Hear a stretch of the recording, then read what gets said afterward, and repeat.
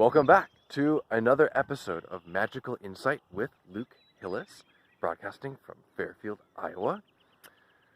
The topic of today has to do with sharing openly, and specifically how when we share openly, it opens the door to attracting in the people and the opportunities and the experiences that will be most fulfilling to us in our lives. So, let me connect this to a personal story. I have tended to be a very open person with the people that are directly around me, with sort of like my direct network of people, but very cautious around my public image. I don't exactly know why. I haven't really done the work to figure that out. But for example, it's been 5 years since I changed my Facebook profile picture. Just because I felt like any picture that I put up would draw attention to me, and I wasn't ready to have attention drawn to me. It was like I felt like I was still becoming. I wasn't ready to be seen yet. And with my music, I've been a musician for, like 2 decades, and specifically on the harp, the Celtic harp, I've been playing for over 10 years. And I've never published any music or made it publicly available, despite, lots of people appreciating what I do or asking me for a CD or whatever, just because I felt like I was so aware of how much better it could be, and so I wasn't ready to draw attention to what I was doing until I felt like it was ready. And other things. For example, I'm also a performing artist with magic, performing, magicianry, magic, sleight of hand magic, and stage magic. And I do, shows around and word of mouth, but I've never had a website for it. And I've just been, when I started working on one a couple of different times, and I just felt like, like I'm not good enough, and my photography isn't good enough, and my videos aren't good enough, and my, everything is just not good enough. So let me wait to attract attention until I'm ready, until my craft is ready, until I'm good enough. So this has been a theme of mine for a long time. But now I'm 30. I'm 30. When is it going to change? When is what I do going to be good enough?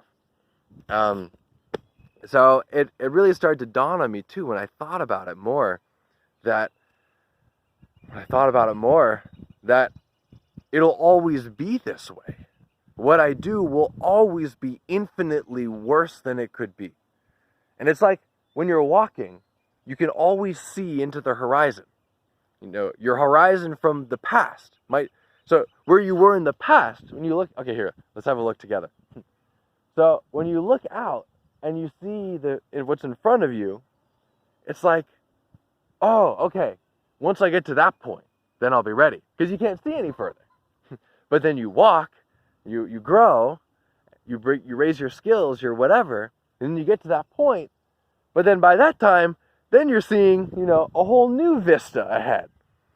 I mean, you see beyond where you were before. And so by nature, you'll always be seeing ahead of where you are. Where you see will never be limited to where you are. It'll always be ahead of where you are. Unless you're in a big fog, but that's only temporary. And usually you'll always see ahead of where you are.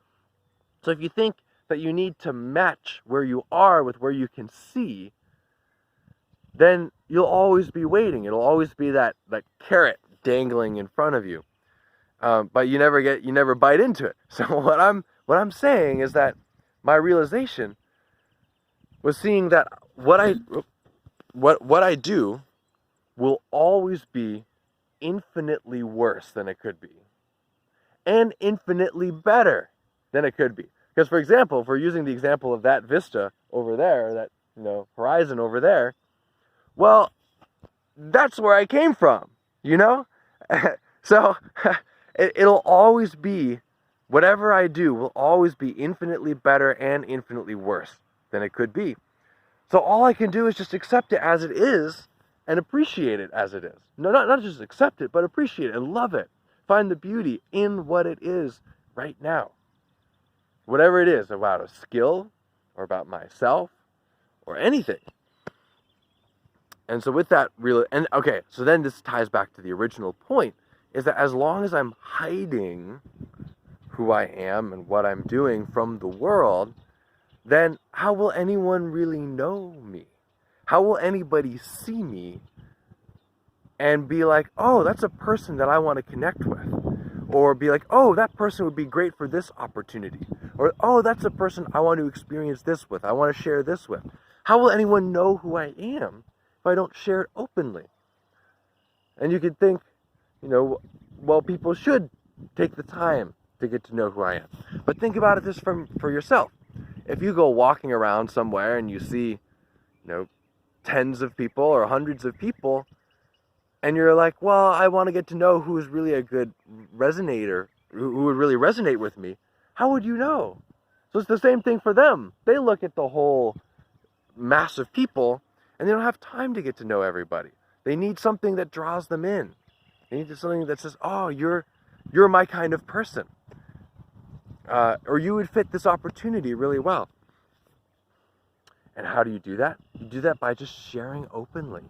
And sharing openly the whole thing, or as much of it as you can handle, not just the pretty parts. I mean, I've got a lot of work to do on this myself. I'm definitely inclined to try to create a certain image for myself, undoubtedly. But you got to begin somewhere. So if you only share the stuff that makes you look good, I mean, that's somewhere to start. That's somewhere to start. I mean, because what you find when you share more openly is that people share more openly with you, and you discover that you're not alone in everything that you're heading into, everything that you're dealing with. And you realize the gift that you give to others by being so open. Because here's the gift that you share by being so open with others, is that everybody is thinking that everybody else is so much happier than they are. I mean, that's just an ongoing thing. Like, I'm comparing my insides to somebody else's outsides. And so it's like, oh gosh, like I know where, every lack of confidence that I have. I know every fault that I perceive of mine. But then I look at somebody else, so I know all this inside, but then I project something more confident and more fulfilled and more, everything else to the rest of the world, because that's how I want to be seen. So then somebody else sees me and they go, dang, that guy is so confident and joyous and skilled at things. Who am I? But then I'm doing the same thing. We're doing it to each other. It's like, dang, that person is so confident. And this is an example for me. You might have a different example of how you compare yourself to others. But you get the principle. So then when we start sharing openly what's going on the inside, it relieves collective anxiety. It's like, oh, that person isn't this, on top of the mountaintop person that I'm comparing myself to. They're kind of like me. And then you can give that gift by being really open too, with the whole picture of yourself. So that was a whole smorgasbord of insights and concepts around sharing openly. So let me tell you, yesterday I shared a lot of things. This is where I'm actually progressing in this area, is that I did change my Facebook profile picture for the first time in 5 years. And I posted a whole bunch of other pictures as well. And I actually got a song published on all the major music platforms. If you want to hear it, it's called Life of Possibilities by me, Luke Hillis. It's on Spotify and Google Play Music and a whole bunch of other places, including YouTube Music if you don't have any music streaming service. So I did that, and I shared it openly.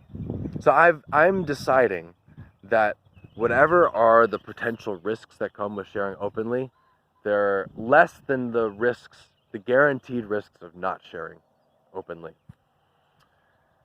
So anyway, I'll close on that note. It was good to see you. I hope to see you again soon.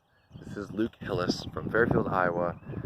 Magical Insight. Please feel free to subscribe or share or comment or reach out to me, and I look forward to seeing you again soon.